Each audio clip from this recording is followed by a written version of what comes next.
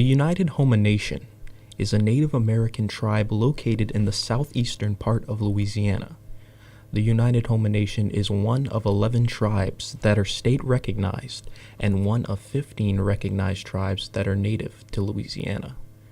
The history of the United Houma Nation dates back centuries, with evidence of their presence in the Gulf Coast region existing as early as the 17th century. The United Houma Nation tribe is documented that they were near the Louisiana-Mississippi border, near around St. Francisville, the Angola area, where present-day Angola Penitentiary is. We have migrated down from there. We were located, we had a village around the Baton Rouge area for quite some time. That's where Baton Rouge's name came from. It means red stick. That was our hunting ground. We were in a battle with the other tribes that were located there, one of them being the Bayagula tribe. The stick was put in place there with an animal head to represent the division, the line of where the hunting grounds was separated. Later on, we began to migrate further down into the Lafourche and Bayou areas, into the swamplands, to the areas that were deemed uninhabitable, undesirable. In those areas is where our people settled, and from those swamplands is where our people thrived and received everything that they needed from the land to be able to become the nation that we are today. The tribe chose to migrate down into the lower Bayou land as European, French, and Spanish colonists began living in the tribe's Baton Rouge territory and hunting grounds. They migrated to these areas to avoid the 1830 Indian Removal Act, an act that was signed into law by President Andrew Jackson on May 28, 1830, authorizing the president to grant unsettled lands west of the Mississippi in exchange for Indian lands with existing state borders and the Trail of Tears, an act that allowed the United States government to forcibly remove the southeastern Native Americans from their homelands and relocate them to lands in Indian Territory. However, the United Houma Nation was removed and put into a reservation as they were overlooked by the federal government during the period because they were considered a small tribe. In the marsh, they established a self-sufficient way of life, largely cut off from the rest of society, until the 1950s. During the 1950s and 60s, integrated communities formed in Terrebonne and Lafourche parishes. Living in integrated communities in Terrebonne and Lafourche parishes was difficult for Louisiana Native Americans, as they faced race and cultural discrimination. The times when the natives were living in integrated communities in Terrebonne and Lafourche Parish, I have to only be able to speak on the stories that were passed down to me, what was happening in their lifetime and that during that time. It was very difficult. There was a lot of discrimination that was happening. There was a lot of racism that was happening. It was in a time period where there was fights, the civil rights were happening beforehand. There was a lot of legal fighting that was happening after the civil rights area to still be, for the indigenous people to still be included as far as schooling, jobs, things of that nature, which is one of the reasons is why our tribe is so spread out. It was because that they were not able to have the opportunity to get education or employment here in parts of the parish, which led them to go ahead to migrate more north into the cities of like New Orleans, where they were more acceptable. However, despite trying to find areas where they could feel more accepted, education was out of the question for the Houma youths, as the 1917 court case Henry Billiot versus Terrebonne Parish School Board decision determined that the Houma Indian children could not attend white schools because these children might be part black. It was not until the mid-1960s that the tribe finally received its validation of American Indian identity through the court case Margie Nakam versus Terrebonne Parish School Board, which overturned the Henry Billiot versus Terrebonne Parish School Board decision. However, even though equal educational pursuits were granted, Few Houma natives attended school, graduated high school, and went to college, as many feared the continuation of discrimination that they experienced in public schools would continue. Many members chose to continue to work in traditional tribal employment as fishermen, where they thrived, or left Louisiana to pursue education. My aunt and uncle was 2 of the 6 that graduated in the first class from Dakeville for graduation in 1966. And when my uncle tried to go to college with his high school graduate, he was told that his diploma wasn't worth the paper that it was printed on. So he was not allowed to go to college in Louisiana from graduating from an Indian school, but he was allowed to go to Berkeley. And he went to Berkeley, California, one of the, prestigious schools. Over time, the United Houma Nation tribe gained more access to education and rights to fight back against discrimination as President Johnson signed the Indian Civil Rights Act of 1968 in April, granting American Indians equal protection under the law and the extension of privileges and protections laid out in the U.S. Constitution. 9 years later, the state of Louisiana officially recognized the United Houma Nation. In the 1980s, the tribe submitted to the United States Department of the Interior a petition for federal acknowledgement. The United Houma Nation tribe began seeking federal recognition within the late 1970s to mid-1980s. So at that time in the 70s, up until the 70s, the tribe was separated by bands. So we had a Lafourche band of the Houma Indians, and we had a Terrebonne band of the Lafourche Indians, and there were 2 names. So one was the Houma Alliance, and one was considered what's called the Houma tribe. Around 1979, somewhere around that time frame, the 2 bands decided to join to come together, which formed United Houma Nation. So that's where the word united came into, to form one large band. In, I believe it was around 1985, between 83 and 85, somewhere around that time frame, is when they actually filed for their petition for federal recognition. Before then, a few years before then, they filed a letter of intent to the BIA, and then followed by the petition. And then it took several years for the petition to be reviewed, and there was some negative findings in some of the criteria of what they considered to be, acceptable for a federal tribe. So I believe there was, there's a 7, I believe, questions. I'm not 100%, I believe there's like 7 questions. We had 4 that needed to be reviewed. So the United Houma Nation did a rebuttal of the BIA's negative finding on some of parts of the petition. During that rebuttal, the tribe had the opportunity to give, to be able to answer some of the questions that were coming back as far as the negative findings. And then we were hit by, one major storm after another. And the tribe's petition went on an emergency hold due to the hurricanes, there was a lot of devastation here in the parishes.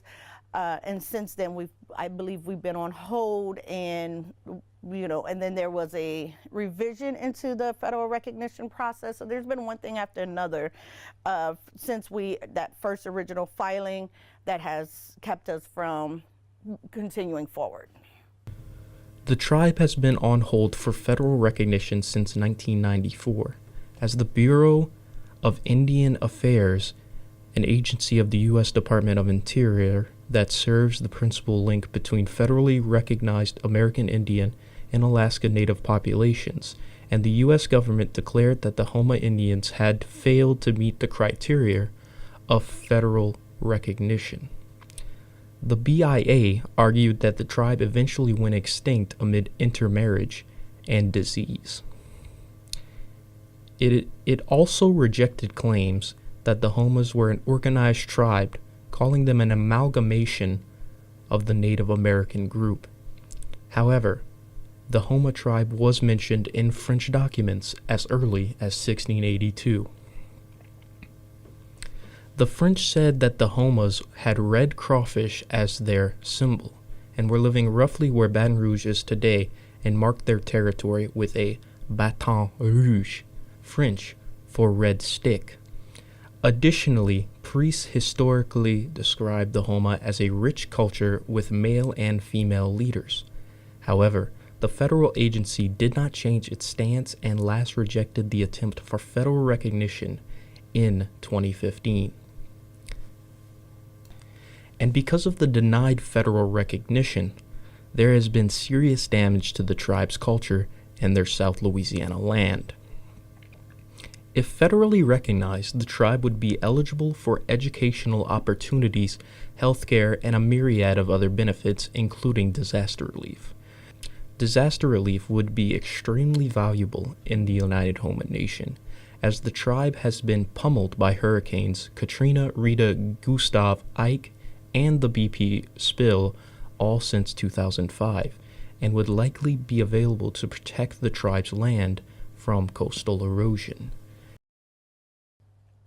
Natural disasters such as hurricanes, flooding, have played a major role in the development in our landscape for the United Houma Nation, because we are a people that live right along the coast. We work, we live one-on-one with the water and with the land, and having these hurricanes come every so often or every so many years and just totally destroy a lot of where our homelands are, and with coastal erosion at the rate that it is happening along our coast, we are losing land at a pace faster than anywhere else in the lower 48. Without federal recognition, the part that has played on the tribe has hurt us a lot, because we don't have a legal hold on some of these tribal lands, these ancestral tribal lands that we have. So if you take the BP oil spill for disaster that really hit and devastated a lot of our fishermen, we did not have a legal standing as a tribe as a whole, because we didn't have that federal recognition stamp to be able to file on behalf of the whole tribe, to be able to come back and serve our people that were, that lost, their whole seasons due to the BP oil spill. It has affected land and mineral rights, where a lot of these oil and gas industries have come in and acquired, in one way or another, legally or not, some of our ancestral tribal lands. We don't have that legal backing to be able to fight for some of that land back, or to be able to prove that that was traditionally United Houma Nation lands. So federal recognition has played a major part in those fights when it comes to land. Today, the United Houma Nation tribal citizens are still struggling after the 2021 catastrophic Category 4 hurricane, Ida. The Bayou residents living alongside the Gulf Coast are still wondering if they will ever return home, because without federal recognition, home recovery is much slower or nearly impossible. Being federally recognized would allow the United Houma Nation to directly negotiate aid and help their communities more quickly. And to help with the slower relief and citizens in need, the United Houma Nation tribes started working together to support their community. The United Houma Nation's Intertribal Council and Vocational Rehabilitation Center are two organizations that were created to support and assist tribal members in preserving land and culture, providing guidance and assisting the tribal community. The Intertribal Council of Louisiana and the United Houma Nation Vocational Rehabilitation Program do two different services to the indigenous people of Louisiana. So the Intertribal Council of Louisiana is a consortium of the 4 federal tribes plus the United Houma Nation, and they formed together to be able to build a workforce for the enrolled tribal members of those tribes, job placement, learning skills, being able to put tribal members in employment. We have monthly council meetings. We rotate each district every month. So out of 10 months out of the years, because we don't have a tribal council meeting in June and we don't have one in December, but we have one in St. Mary's, we have one in Dulac, we have one in Jefferson, to be able to reach those tribal citizens that are far. Now, as far as our tribal citizens that do not reside in one of the districts, we tried to keep communication going through the online newsletter, and now the tribe has a paper newsletter for those that are not using any kind of, social media, things like that, to be able to keep our tribal members, aware of what's happening. The United Houma Nation Vocational Rehabilitation Program is aimed to help United Houma Nation tribal members and Chitimacha tribal members with documented disabilities. So if they may have a little bit more struggle trying to find employment on their own or need assistance. So they're able to help tribal members with doctor's appointments to be able to have, if they have a diagnosis, they're able to help with, if they're no longer able to do one job or employment or trade, they can learn to do a new trade if it needs help or assistance in being self-employed, if they need tools or skills along that line. Just it's aimed to be able to put more of our tribal members back into the work field that may not otherwise have that opportunity or have the assistance. The United Houma Nation tribe also provides services and assistance for their youth. The youth program created by the tribe is aimed at getting their children involved and helping maintain their culture to ensure it gets passed down from generation to generation. The program includes a United Houma Nation Youth Council for ages 12 through 18 enrolled in school, cultural excursions and exploration day events, higher education preparation, career exploration, and sports. We have, we've had several youth programs for the United Houma Nation over the year. The current youth program is being run by Miss Jamie Bilyat Dardar, and she holds monthly or bi-weekly Zoom calls with youth that gives the opportunity from youth from all of the different parishes or all of the different districts to be able to come together and interact with each other online. So they did hold a couple in-person ones. My son was able to go to it at the Houma Library. They were doing art and paint, and they were talking to the youth about what they would like to learn in this, in this program. So a lot of them talked about dancing, a lot of them talked about wanting to learn how to make regalia. With all of the ideas that they come with, they also include, the reasoning why we wear certain regalias, why we do certain dances. So they teach that educational part of it. It's been working out great. It gives that flexibility because there's children of different ages, so they customize the times for children that may have, programs at certain time after school, activities. So it's been going good, and we're hoping to see it grow. In addition to keeping the tradition alive through youth programs, the tribe holds vocational rehabilitation powwows. The first ever vocational rehabilitation powwow took place in 2008 and has helped the tribe reconnect with one another. These powwows are very significant aspects of the tribe's culture as they raise awareness to communities, states, and governments that they will never give up on defending, protecting, and celebrating their culture. The United Houma Nation hosts a vocational rehabilitation disability awareness powwow every year. The powwow is designed to bring our tribal members together from, around Louisiana. They come in from other states. We also invite the public. It is a free event for people to come in and share in one of our traditions. So we have drumming, we have dancing, we have a head lady, a head man, we have youth that participate. There are categories that dancers can win in. Crafters from all over, come in to sell, beadwork, to sell, accessories, their crafts. Lots of great food. The Houma tribe always has a fried bird booth that always does really well. People love the food, and it's just a time to gathering. It's a time for family to come together, you know, that you may not have seen. It's like a family reunion. There's a lot of prayer, there's a lot of love, there's a lot of singing, and it's a lot of memories made. I've been going to powwows for as long as I can remember, and every powwow that I've been, from my own powwow, our own United Houma Nation powwow, to, you know, powwows in other states, it's always, you know, just a feeling of like, I'm with my people. You know, when you walk in, everybody just, you know, welcomes you. You can get out there and dance and share, and, you know, it's just a great time to just, you know, talk and be with family and friends, you know, new and old. So I enjoy participating in the powwows. I enjoy my kids participating in the powwow.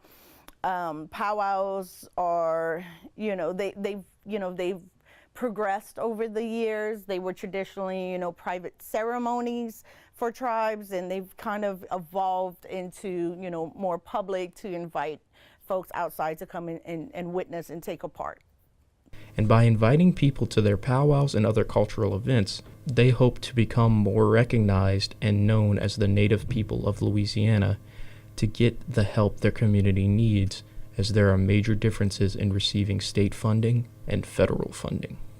Difference between state recognition and federal recognition for a lot of tribes has to do with funding and resources that are available. The difference in between what you're able to access as a state tribe versus what you're able to access as a federal tribe.